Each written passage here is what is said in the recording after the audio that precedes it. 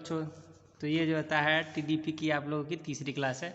2 class जो होता है आप लोगों को ख़त्म कराए गए हैं। जो इसको समस्या होगी, ठीक है, पीछे की क्लास, अगर इस वाले क्लास में तो पीछे की वीडियो देख लो, फिर इसे अच्छे से आप लोग समझ सकते हैं।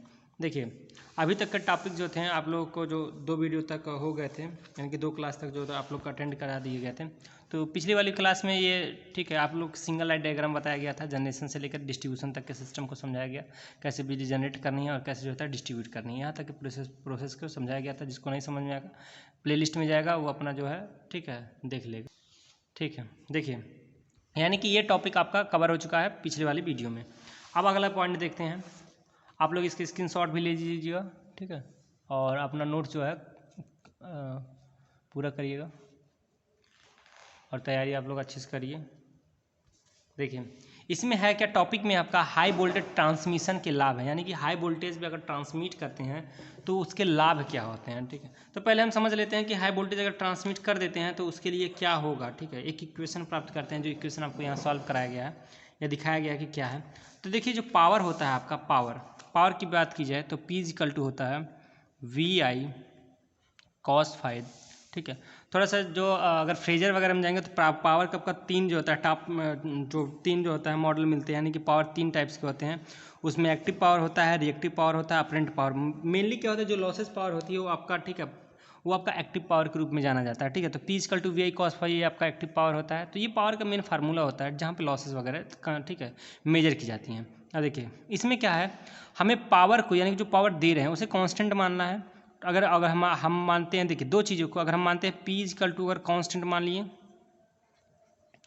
कांस्टेंट मान लें, और यहाँ पे अगर हम लोग cos फाइव को कांस्टेंट मान लें, क्या मान लें, cos फाइव को कांस्टेंट मान लें। ठीक है, कांस्टेंट मान लें, तो देखिए होगा क्या, अगर हम यहाँ इक्वेशन से I को कैलकुलेट करना चाहिए, I = होगा, देखिए I निकालेंगे तो P के अपॉन में ये दोनों वैल्यू चली जाएंगी, P के अपॉन में V और cos फाइव जो तब का चला जाएगा।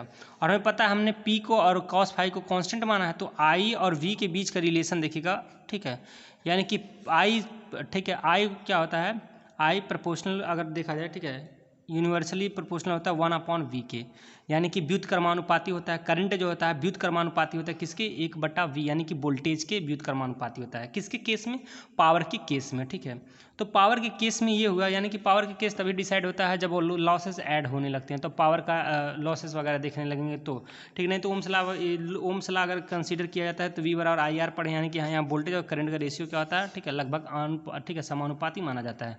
तो ये केस तब होता है जब क्या होता है, कोई भी आपका फिजिकल कंडीशन चेंज नहीं होता, यहाँ तो वेरिएशन होता है। पावर लॉस क्या होता है, वेरिएशन पे डिपेंड, वेरिएशन होगा, इसलिए यहाँ इक्वेशन क्या होता है आपका, चेंज होता है। यानी कि यहाँ करंट और वोल्टेज में जो भी, ठीक है, आपका रिलेशन होता है वो क्या होता है, व्युत्क्रमानुपाती होता है। यानी कि आपका अगर एक वैल्यू बढ़ती है तो दूसरा वैल्यू घटती है, और दूसरा बढ़ता है तो पहला घटता है। अच्छा, यहाँ से निकला क्या आपका, ठीक है, कि अगर वोल्टेज की वैल्यू बढ़ रही है, वोल्टेज की वैल्यू बढ़ रही है, देखिए यहाँ पे वोल्टेज की वैल्यू बढ़ रही है, ठीक है, तो वोल्टेज से ये क्या है, अपोजिट है, यानी कि उल्टा है, व्युत्क्रम है, तो करंट की वैल्यू क्या होगी, घटेगी। यानी कि यहाँ से कन्फर्म हुआ, अगर वोल्टेज हम लोग बढ़ा देते हैं तो करंट की वैल्यू क्या होगी, कम हो जाएगी। अच्छा, तो यहाँ से हमें समझ में आएगा कि अगर हाई वोल्टेज, जहाँ बात किया जा रहा है हाई वोल्टेज, देखिए यहाँ टॉपिक है, ठीक है, ठीक है, हाई वोल्टेज ट्रांसमिशन के लाभ। तो ट्रांसमिशन अगर हाई वोल्टेज पे की जा रही है तो पहला लाभ तो ये दिख रहा है कि वोल्टेज अगर बढ़ा दिया गया तो करंट की वैल्यू हमारी क्या हो जानी है, कम हो जानी है। अब इसी फेनोमेना का यूज करके अलग अलग वे में अलग अलग थ्योरियाँ निकल के आएंगी, लेकिन मेन रीजन होता है कि वोल्टेज बढ़ाने से करंट की वैल्यू कम हो जाती है, और यही फैक्टर हर जगह यूज करके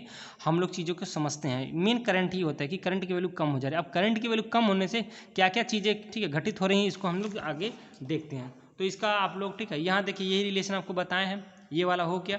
इसके आगे वाले पेज पर दिखाते हैं कि क्या क्या और चीज़ें प्रभावित होती हैं। ठीक है, तो पहले देखिए लिखा है कि निम्न धारा, यानी कि लो करंट। तो हमने बता दिया कि अगर हाई वोल्टेज करते हैं, अगर हाई वोल्टेज ट्रांसमिट करते हैं तो करंट क्या हो जाएगी, लो होगी, यानी कि उच्च वोल्टेज पे करंट की वैल्यू क्या होती है, लो होती है। ये तो पहला इसका क्या हो गया, ये लाभ हो गया कि हाई वोल्टेज पे अगर ट्रांसमिट कर रहे हैं ये, ठीक है, तो हमारा करंट क्या होती है, कम हो जाती है। दूसरा क्या देखिएगा, दूसरा है आपका निम्न वोल्टता पात, यानी कि लो वोल्टेज क्या होता है, ड्रॉप होता है। तो लो वोल्टेज ड्रॉप कैसे होगा, हमें पता है कि जो वोल्टेज ड्रॉप होता है, वोल्टेज ड्रॉप जो होता है, ड्रॉप, वोल्टेज ड्रॉप है। अगर आपका रेजिस्टेंस में वोल्टेज ड्रॉप देखेंगे तो वोल्टेज ड्रॉप I/R होता है।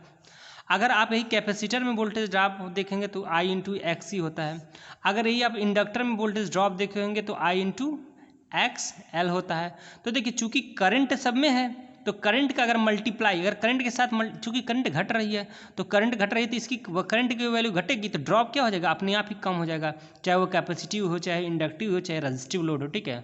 यानी कि होगा क्या कि अगर हाई वोल्टेज पे ट्रांसमिशन कर रहे हैं तो हमारा वोल्टेज जो, ठीक है, यानी कि लो वोल्टेज ड्रॉप, यानी कि वोल्टेज ड्रॉप कम होगा। क्यों कम होगा? क्योंकि करंट का मल्टीप्लाई होता है, करंट का मल्टीप्लाई होता है तो करंट अगर घटेगा तो उसका देखिए ठीक है, रेजिस्टेंस में भी इसका वोल्टेज ड्रॉप कम हो जाएगा, कैपेसिटर में भी और इंडक्टर में, चाहे जो आप ठीक है एलिमेंट यूज करते हैं सब में आपका वोल्टेज अगर हाई है तो ठीक है लॉसेस क्या, वोल्टेज ड्रॉप क्या हो जाएगा आपका, कम हो जाएगा। तीसरी चीज़ को समझते हैं कि निम्न शक्ति हानियाँ, ठीक है, निम्न शक्ति हानियाँ की लो पावर जो होता है लॉसेस कहलाता है। लो पावर लॉसेस हमें पता है, जो पावर लॉस का, ठीक है, पावर लॉस देखिए क्या होता है कि अगर ट्रांसमिशन है आपका, ठीक है, तो ट्रांसमिशन अगर ट्रांसमिट कर रहे हैं तो मान लीजिए यहाँ से इस पोल से लेकर के इस पोल तक ऐसा सेक्शन है तो यहाँ से ये लाइन यहाँ से आपकी जा रही है तो इसमें लॉसेस क्या होना है, ठीक है। अगर बात किया जाए कि पावर लॉस का क्या होना है तो जो आपका यूज किए हैं मटेरियल, ठीक है, चाहे आप एल्यूमिनियम यूज किए हैं, चाहे आप क्या यूज किए हैं, कॉपर यूज किए हैं, तो कॉपर या एल्यूमिनियम यूज किए हैं तो इसमें एक ड्रॉप होती है जिसे हम आई स्क्वायर जो था आर ड्रॉप कहते हैं, ठीक है। यही आई स्क्वायर आर ड्रॉप जो आपका कैपेसिटी, चाहे आप कॉपर लॉस कह लीजिए, चाहे आप क्या कह लिए, ठीक है, कॉपर लॉस कहिए या फिर एल्यूमिनियम लॉस कहिए, ठीक है, ये हीट के रूप में आपका लॉस कराता है, ठीक है, जिसे हम जूस लॉ के अंतर्गत भी इसे कंसीडर किया जाता है। तो देखिए अब चूंकि आई की वैल्यू तो कम हो गई है तो अगर आई की वैल्यू कम है तो आई स्क्वायर की वैल्यू कम हो जाएगी, तो मेनली क्या हो जाता है कि वोल्टेज को बढ़ा देने से, वोल्टेज बढ़ जाने से जो, ठीक है, शक्ति हानियाँ जो होनी होती है वो कम हो जाती है। क्यों कम हो जाती है? क्योंकि करंट जो है कम हो जाता है तो मल्टीप्लाई में वैल्यू भी कम हो जाएगी, ठीक है। इस प्रकार से समझ सकते हैं कि वोल्टेज बढ़ाने से भी ये भी लाभ होता है कि हमारी शक्ति हानियाँ कम होती है। अच्छा अगला पार्ट देखते हैं इसका कि वोल्टेज बढ़ाने से क्या लाभ होगा। स्क्रीनशॉट आप लोग ले लीजिएगा इतने चीज़ों का। देखिए अगला जो टॉपिक है इसका कि वोल्टेज बढ़ा देने से आपका लॉसेस का क्या फ़ायदे, वोल्टेज बढ़ा देने से आपके बेनिफिट क्या हैं, फ़ायदे क्या हैं, उसे देखते हैं। ठीक है, अगला टर्म में देखिए लिखा है कि चालक पदार्थ की बचत होती है। चालक पदार्थ की बचत का मतलब समझिएगा कि आप लोग का चालक पदार्थ की बचत कैसे होगी। हम देखिए यहाँ तक तो क्लियर हो गया कि वोल्टेज बढ़ा देने से करंट की वैल्यू क्या होती है, कम हो जाती है। तो हमें ये समझना चाहिए कि करंट कम है तो करंट को अगर ले जाना हो तो ठीक है, थर्ड ईयर के बच्चे आराम से इजीली समझ जाते हैं। देखिए अगर करंट की वैल्यू ज़्यादा होती है तो जितना हैवी करंट होता है उतना हमको एरिया ज़्यादा रखना पड़ता है। किसका एरिया ज़्यादा रखना पड़ता है? ठीक है, इस वाले कंडक्टर जो आप यूज कर रहे हैं चालक, उसका एरिया ज़्यादा रखना पड़ता है। कब ज़्यादा रखना पड़ता है? जब करंट की वैल्यू ज़्यादा होती है। अच्छा अभी ज़्यादा के लिए समझ लीजिए, ठीक है, ज़्यादा के लिए समझ लीजिए कि अगर करंट ज़्यादा है तो हमें कंडक्टर का एरिया ज़्यादा रखना पड़ेगा।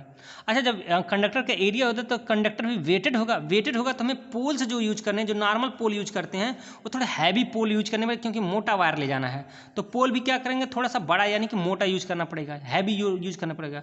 और क्रॉस आर्म जो आप लगा रहे हैं, क्रॉस आर्म जो नॉर्मली आप क्रॉस आर्म लगा रहे हैं, ठीक है, जो नॉर्मली आप लोग क्या कर रहे हैं, क्रॉस आर्म ऐसे लगा रहे हैं, ठीक है। देखिए नॉर्मली जो क्रॉस आर्म इसे ऐसे जाएगा तो जब ये मोटा वायर रहेगा तो क्रॉस आर्म में प्रेशर ज़्यादा रहेगा तो ये इसका क्रॉस आर्म, जो ये क्रॉस आर्म आपका बन रहा है, ठीक है, ये क्रॉस आर्म जिसका वेट सह रहा है तो इसका क्या होना चाहिए, इसे भी हैवी होना चाहिए, यानी इस वेट को ये सह सके, क्या करे, इस सह सके, उठा सके इतने वेट को, ऐसा होना चाहिए, ठीक है।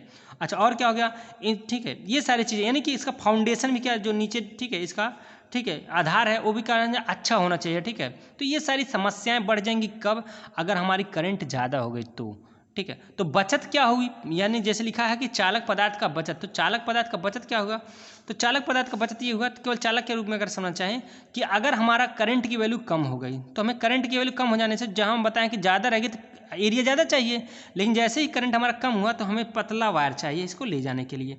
तो देखिए जब पतला वायर करेंगे तो जहाँ इतना मोटा वायर था तो ज़्यादा हमें, ठीक है, ज़्यादा यूज करना पड़ता था मटेरियल। अब पतला वायर है तो मटेरियल क्या होगा, ज़्यादा कम यूज करना पड़ेगा, ठीक है। तो कम यूज करेंगे तो हमें क्या है, चालक जो कंडक्टर यूज कर रहे हैं उसको क्या होगी, उसकी बचत हो जाएगी। अच्छा आगे लिखा है उच्च जो होता है संरक्षण क्षमता, ठीक है, उच्च संचरण जो होता है क्षमता, उच्च संचरण क्षमता क्या होती है, ठीक है, यानी बात की जा रही है इफिशियंसी की। इफिशियंसी क्या होती है, हमें पता है कि कहीं भी इफिशियंसी कब ज़्यादा होती है, ठीक है, ठीक है, कब ज़्यादा इफिशियंसी होती है, तो ज़्यादा इफिशियंसी कब होती है कि, ठीक है, देखिए जहाँ पे लॉसेस कम होते हैं, लॉसेस कम, देखिए इफिशियंसी हमेशा कैसे डिनोट किया जाता है इफिशियंसी को, मान लीजिए ट्रांसफार्मर या कुछ भी हो गया, ठीक है, या आपके द्वारा किया गया कार्य भी हो गया, तो हमेशा आउटपुट होता है और अपॉन इनपुट होता है, ठीक है। जो इफिशियंसी ली जाती है हमेशा क्या ली जाती है, आउटपुट अपॉन इनपुट होता है। क्या होता है, आउटपुट अपॉन इनपुट, यानी हमें मिला क्या, और कितने में से मिला, ठीक है। इसका जो रेशियो होता है उसे हम क्या कहते हैं, इफिशियंसी कहते हैं इसे, ठीक है, ईटा से रिप्रेजेंट किया जाता है, ठीक है, एफ नहीं, ठीक है। इसे क्या होता है, ईटा से रिप्रेजेंट करते हैं। आउटपुट अपॉन इनपुट क्या होता है आपका, क्या कहलाता है, इफिशियंसी कहलाता है, ठीक है। तो देखिए इस इफिशियंसी को थोड़ा सा डिनोट करके लिखे हैं, ठीक है। ये जैसे लिखे हैं पी आर, यानी कि पी आर देखिए क्या है, रिसीविंग जो होता है एंड पावर है, यानी कि जहाँ रिसीविंग मतलब देखिए अगर यहाँ से सेंड कर रहे हैं, यहाँ से इस टावर से सेंड कर रहे थे, यहाँ रिसीव कर रहे हैं, तो रिसीविंग यानी आउटपुट हो गया। आउटपुट का पावर अपॉन में क्या हो गया, इनपुट होता है। देखिए आउटपुट हो गया यानी कि जो रिसीव कर रहे हैं, अपॉन इनपुट, या इनपुट को ऐसे देखिए आउटपुट तो यह है, अपॉन इनपुट को लिखा जा सकता है कि आउटपुट तो मिल गया है, आउटपुट और प्लस अगर देखिए अगर हम लोग इसमें प्लस क्या है, लॉसेस को जोड़ दें, ठीक है, लॉसेस अगर यानी कि आउटपुट में प्लस ठीक है, आउटपुट में जो मिला है और प्लस अगर लॉसेस जुड़ जाए, ये इनपुट के बराबर होता है, ठीक। यानी जो इनपुट पे दिए हैं, यानी मान लीजिए यहाँ इनपुट दिए, तो इनपुट दिए तो यहाँ लॉस कराते हो गया, लॉस कराया और यहाँ आउटपुट हमें मिल गया, तो हम कहें आउटपुट को प्लस इस लॉसेस को दोनों को जोड़ दो। इस देखिए ये आउटपुट मिला और ये लॉसेस, इन दोनों को जोड़ दोगे यहाँ क्या आ जाएगा, इनपुट आ जाएगा। तो इनपुट की जगह पे हम क्या लिख सकते हैं, आउटपुट प्लस लॉसेस। तो जैसे यहाँ लिखा गया गुड मल्टीप्लाई बाय 100, हमें पता है अगर फ्रैक्शन पता है, हमें परसेंटेज चाहिए तो 100 से मल्टीप्लाई कर देते हैं, तो हमारा क्या होता है वो हमारा, ठीक है, परसेंटेज में कन्वर्ट हो जाता है। तो ये सारी चीज़ें हैं, ठीक है। इफिशियंसी ज़्यादा होती है, यानी कि लॉसेस कम होती है तो इफिशियंसी क्या होंगी, ज़्यादा होंगी, क्योंकि देखिए इसमें भी सिस्टम में यही है कि करंट कम हो जा रहा है, तो करंट कम होने से लॉसेस कम हो रहा है, लॉसेस कम हो रहा है तो इफिशियंसी ज़्यादा हो रही है, ठीक है। इस वे में हम इसे समझा सकते हैं। अगला पॉइंट देखिएगा, पॉइंट इसी का उच्च वोल्टेज, ठीक है, से क्या लाभ है, इसे क्या है, अन्य पॉइंट देखिए, अन्य पदार्थ की बचत। अन्य पदार्थ में बचत में देखिए लिखे हैं कि निम्न पदार्थ की, ठीक है, लिखिए हाई वोल्टेज ट्रांसमिशन के कारण जितना निम्न पदार्थों की बचत होती है। कैसे बचत होती है, तार की बचत, अभी बताया भी तार की कैसे बचत होती है कि करंट का वैल्यू कम हो जाने से इसका एरिया क्या होता है, कम लगने लगता है, पतला वायर यूज करते हैं तो तार का हमें डायरेक्टली क्या होता है, बचत हो जाता है। इंसुलेटर की बचत, इंसुलेटर जैसे हमें बताएं कि इसका वेटेड इंसुलेटर चाहिए इसको, ठीक है, करने के लिए, ठीक है। और फिर क्या है, क्रॉस आर्म की बचत। क्रॉस आर्म के मतलब कि अगर हाई वोल्टेज करंट कम रहेगी तो ये जो क्रॉस आर्म में इसका वेट जो सहना चाहिए वो क्या होना, थोड़ा सा कम भी रहेगा, ठीक है, तो भी कम चल जाएगा, ठीक है, इस तरह से। और टावर की साइज, टावर की साइज मतलब कि देखिए हम बताएं कि अगर मोटा वायर ले जाना है तो हमें हैवी टावर यूज करने पड़ेंगे, और अगर पतला वायर है तो नॉर्मल टावर से भी काम चल जाएगा। तो यहाँ तक का टॉपिक आपका था कि हाई वोल्टेज, अगर आप लोग हाई वोल्टेज का ट्रांसमिशन करते हैं तो आपको क्या फ़ायदा होने वाला है, ये सारी चीज़ें थी। इसका स्क्रीनशॉट ले लीजिएगा और ये टॉपिक यहाँ तक का आप लोग क्लियर कर लीजिएगा, ठीक है। अच्छा आगे दिखाते हैं अगला टॉपिक आप लोगों का, उच्च वोल्टेज डिस्क धारा शक्ति संचरण, ठीक है। यानी हाई वोल्टेज का अगर डीसी आपको ट्रांसमिट करना है तो उसका सिंगल लाइन डायग्राम क्या होता है, और इसमें ट्रांसमिशन के अंतर्गत हम लोग करते क्या क्या प्रोसेस हैं उसको बताते हैं कि कैसे हम लोग डीसी में कन्वर्ट कर लेते हैं चीज़ों को अगर ट्रांसमिट करना हो तो। देखिए हम स्टार्टिंग में भी थोड़ा सा जिक्र किए थे कि ट्रांसमिट जो है हम लोग ट्रांसमिशन जो है दो आधार पे कर सकते हैं, एक एसी के थ्रू कर सकते हैं, एक डीसी के थ्रू, ठीक है। यानी कि अगर हमें एक जगह से लाइट को दूसरे एंड पर भेजनी है तो हम चाहे तो इसे एसी के द्वारा लेकर चले जाएं या फिर इसे कैसे ले जाएंगे, डीसी के द्वारा लेकर चले जाएंगे। यानी एसी भी जा सकती है वहाँ पे और क्या है, डीसी भी जा सकती है, यानी कि एसी डीसी में से कोई किसी के द्वारा ले जा सकते हैं, ठीक है। अभी इसका बेनिफिट भी पढ़ेंगे कि एसी फायदेमंद होता है ले जाने से कि डीसी फायदेमंद होता है कि कौन सा होता है, इसके बारे में बताया जाएगा। अच्छा अभी फिलहाल देखते हैं सिंगल लाइन डायग्राम किसका आपका डीसी करंट जो होता है पावर ट्रांसमिशन का, यानी कि डीसी पावर को अगर हमें ट्रांसमिट करना है, डीसी पावर ट्रांसमिशन का वैल्यू के बारे में एक बार पहले भी बता चुके हैं कि ट्रांसमिशन बोला जाता है, ट्रांसमिशन जो बोला जाता है ट्रांसमिशन वो आपका हैवी वोल्टेज होता है, यानी कि हैवी वोल्टेज के लिए क्या है ट्रांसमिशन शब्द यूज किया जाता है जब वोल्टेज क्या होता है, हैवी होता है। ट्रांसमिशन के दो पार्ट बताए थे, प्राइमरी एंड सेकेंडरी बताए थे। जो प्राइमरी था आपका खत्म हो जाता है 66 kV के लगभग में, और सेकेंडरी आपका 33 kV पे खत्म होता है। इसके बाद आपका डिस्ट्रीब्यूशन स्टार्ट होता है, सारी चीज़ें बताई गई हैं, ठीक है। अच्छा अभी हमने बताया कि आपका अगर हमें वोल्टेज को ट्रांसमिट करना है, ठीक है, वोल्टेज को क्या करना है, ट्रांसमिट करना है, तो हम डीसी के द्वारा कैसे करते हैं ये देखिएगा। अब देखिए यहाँ आपका जनरेटिंग स्टेशन है, देखिए जो भी बिजली हम जनरेट करते हैं उसमें रोटेशन होता है, उसका पार्ट क्या होता है, रोटेट करता है। जैसे हमने ठीक है फैराडे लॉ के बारे में ठीक है बताया भी है कि जो कंसेप्ट यूज़ करता है जनरेशन के लिए, ठीक है, एक कंसेप्ट है फैराडे लॉ जो बहुत फेमस है, उसी के द्वारा बिजली का जनरेशन होता है, ठीक है, उसी लॉ का यूज़ करके बिजली का जनरेशन किया जाता है, ठीक है। तो उससे बिजली जब जनरेट हो जाती है हमारी, यानी कि बिजली बन के तैयार हो जाती है, तो जो बिजली बनी है, देखिए जहाँ जनरेट किए हैं बिजली को, जहाँ हम लोग बनाए हैं, ठीक है, जहाँ बनाए हैं वो हमेशा बिजली एसी ही बनती है, कभी डीसी डायरेक्ट नहीं बनाई जाती है। जहाँ जहाँ पर जनरेशन किया जाता है हैवी वोल्टेज का, तो वहाँ पे क्या बनाते हैं हम एसी ही बनाते हैं, डीसी नहीं बनाते, पहली बात तो है, ठीक है। तो मान लीजिए यहाँ पे हमने जनरेट किया क्या आपका ठीक है, एसी वोल्टेज, यहाँ एसी बनता है क्योंकि जनरेशन पे एसी बनता है, ठीक है। तो एसी अगर जनरेशन के पर आपका एसी बना, तो इस एसी जो कि बना, जो हमारा भारत का जो जनरेटिंग स्टेशन होता है, यानी कि जो वहाँ पे बिजली बनती है, हमें पता है, हम बताए भी हैं कि भारत में जो बिजली बनती है वो कितने केवी की बनती है, 11 केवी की बनती है। और अमेरिका और जापान जैसे देशों की बात की जाए तो वहाँ पे बिजली कितने केवी की बनती है, 33 केवी की, या ठीक है 33 केवी की, या फिर नहीं बोलेंगे, ठीक है 33 केवी की ही बिजली बनती है जापान और अमेरिका जैसे देशों में, ठीक है। तो मान लीजिए ये आपकी क्या है, आपका ये बिजली आपका बन गया, कितने का, 11 केवी का बिजली आपका बन के तैयार हो गया, ठीक है। अब देखिए ये आपका एसी है, हमें करना है डीसी, तो हमें पता है कि ये 11 केवी जो आपका बिजली बनी है, तो 11 केवी डायरेक्टली भेजना है, पहले क्या करते हैं, एक ट्रांसफार्मर लगाते हैं, ठीक है, एक ट्रांसफार्मर लगाते हैं। ये ट्रांसफार्मर क्या करेगा, इस 11 केवी की वोल्टेज को, 11 केवी की वोल्टेज को बढ़ा देगा, बहुत हैवी वोल्टेज, माने कि अब देखिए इसमें जो वैल्यू जो यहाँ लिखा नहीं गया है, ठीक है, मान लीजिए आपको ये जो बढ़ाता है 132 केवी में कन्वर्ट कर देता है, ठीक है, यानी कि 11 केवी ज़्यादा कर दिया, 132 केवी में कन्वर्ट कर दिया। यानी कि देखिए पहले क्या स्टेप अप ट्रांसफार्मर लगाया गया है, यानी यहाँ पे हमने एसी जनरेट किया, स्टेप अप ट्रांसफार्मर लगा। अब इसके जस्ट बाद हम लोग रेक्टिफायर सर्किट लगाएं, क्या लगाएं, देखिएगा ध्यान से, रेक्टिफायर सर्किट। अब ये रेक्टिफायर क्या करता है, तो हमने फर्स्ट ईयर में ही पढ़ रखा है कि रेक्टिफायर क्या करता है। रेक्टिफायर यानी कि ये कुछ ऐसा डायोड होता था रेक्टिफायर, देखिए नॉर्मली तो इसे डायोड बताया जाता है, ठीक है। डायोड का मतलब ये जो चीज़ होता है हम बता रखे हैं, ठीक है, अब इलेक्ट्रॉनिक्स की क्लास भी देख लीजिएगा अगर कन्फ्यूजन होगा डायोड वगैरह में, कि ये जो डायोड है आप लोगों का एक्चुअली क्या होता है, पीएन जंक्शन होता है, क्या होता है, पीएन जंक्शन होता है, ठीक है। तो ये नॉर्मली ये ना बना के क्या करते हैं, हमेशा ये डायोड बनाया जाता है, ठीक है। अच्छा, तो ये क्या होता है, ये रेक्टिफायर यूज करता है। रेक्टिफायर का वर्क भी बता चुके हैं। रेक्टिफायर का वर्क क्या होता है कि एसी को क्या करता है, डीसी में कन्वर्ट कर देता है। इतना बात तो समझ में आया होगा कि ये रेक्टिफायर जो है आपका क्या होता है, रेक्टिफायर, इस रेक्टिफायर का काम क्या होता है, एसी को डीसी में कन्वर्ट कर देना। अच्छा, आप लोग को घरों में नॉर्मली यूज होता है इन्वर्टर, ठीक है, इन्वर्टर यूज होता है, ठीक है। तो उसमें इन्वर्टर जो है शब्द है, उसमें देखिए इन्वर्टर का काम ये बताएंगे क्या होता है, उसमें एक कन्वर्टर भी रहता होता है, क्या होता है, कन्वर्टर। देखिए जो रेक्टिफायर है वही क्या है, आपका कन्वर्टर होता है। कन्वर्टर का काम ही क्या होता है, वो एसी के क्या करता है, एक एसी जो आपका आता है उसे डीसी में कन्वर्ट करके दे देता है, ठीक है। एसी किस में कर देता है, डीसी में कन्वर्ट कर देता है। अब देखिए, अब इसके बाद देखिए आपका ये रेक्टिफायर हो गया, रेक्टिफायर से क्या निकला, डीसी। यहाँ से ये लाइन आ गया आपका डीसी का, क्योंकि हमने रेक्टिफायर यूज किया है कि एसी को किस में बदलने के, डीसी में। अब यहाँ डीसी में बदल गया था, यहाँ डीसी आ गया। अब इस डीसी को एसी में बदलना है, क्योंकि हमें आगे ट्रांसफार्मर को भेजना है। इस डीसी को एसी में बदलना है, तो इस डीसी को एसी में बदलने के देखिए लिखा है इन्वर्टर सर्किट। अब हमें पता है इन्वर्टर सर्किट में क्या होता है। इन्वर्टर सर्किट जो होती है आपके क्या करती है, जो भी बनी हुई आपकी क्या है, डीसी है, जो भी बनी हुई डीसी है उसे एसी में कन्वर्ट कर देता है। तो इन्वर्टर क्या करेगा, आपका बनी हुई किसको, डीसी को एसी में कन्वर्ट करके इस ट्रांसफार्मर के इनपुट को दे देगा, जो स्टेप डाउन ट्रांसफार्मर करके बढ़ी हुई वोल्टेज, मान लीजिए अभी वोल्टेज आपका डीसी में आ रहा था 132 केवी का, तो इसे ठीक है लो करके क्या करेगा, 11 केवी में पुनः कन्वर्ट कर देगा।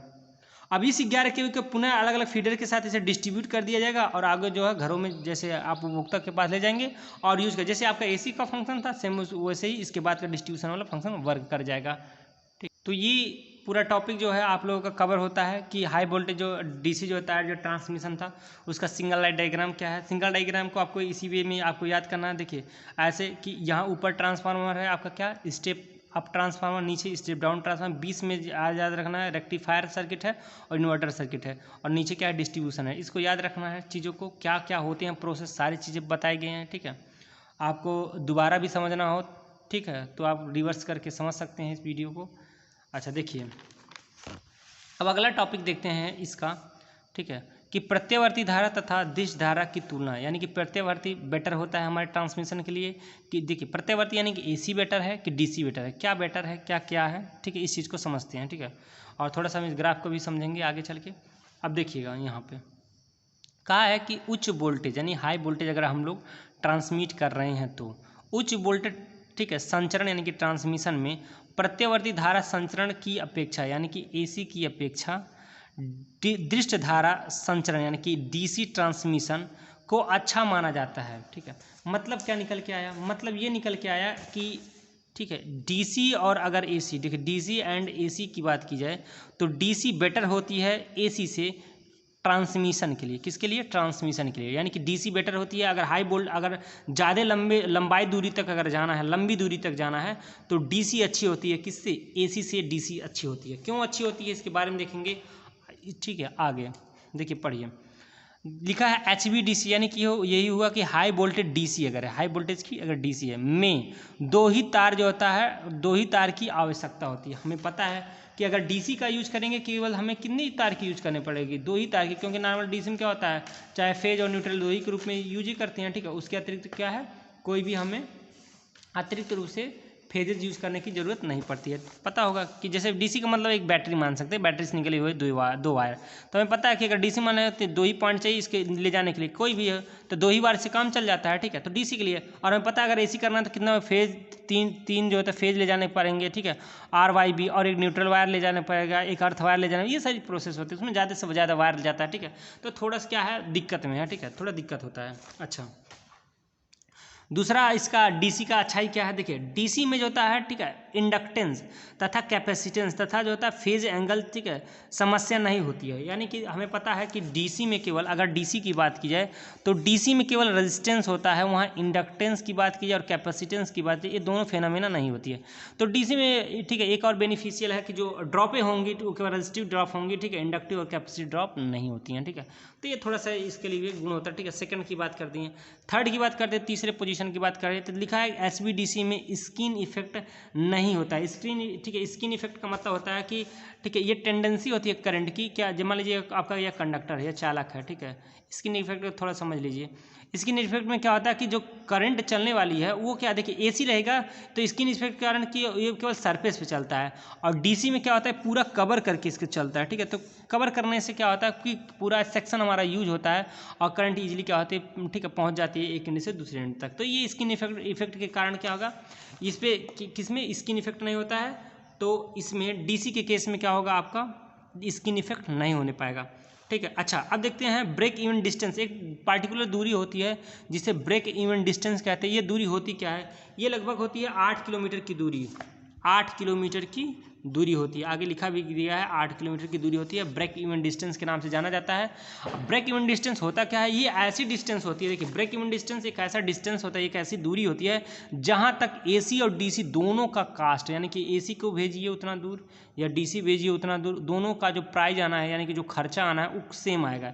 यानी कि अगर इतना, अगर भेजने में 800 किलोमीटर अगर एसी भेजते हैं, आपको 4 लाख अगर खर्चा आता है, तो अगर डीसी भेजेंगे तो भी आपको 4 ही लाख का आएगा। लेकिन इससे आगे की तरफ, अगर इससे आगे निकलते हैं, देखिए आपका इससे आगे डीसी कांस्टेंट हो जा रही है, यानी कि डीसी का जो मूल्य है नहीं बढ़ रहा है, लेकिन एसी बढ़ता चला जा रहा है, ठीक है। तो इससे आगे एसी जो है हमारे लिए घातक होने लगती है, यानी कि ज़्यादा कॉस्टली होने लगती है, इसलिए हम डीसी यूज करते हैं। ये सारी चीज़ें इसमें भी, इस पार्ट में, और देखिए इस पार्ट का आप लोग, ठीक है, स्क्रीनशॉट ले लीजिएगा जिससे आप लोग अच्छे से नोट्स को क्लियर कर पाएँ। ये नीचे का, और जो 8 किलोमीटर की बात की है, थोड़ा सा पार्ट यहाँ पे लिखे हैं, तो इस चीज़ का आप लोग जो होता है स्क्रीनशॉट ले लीजिए, ठीक है।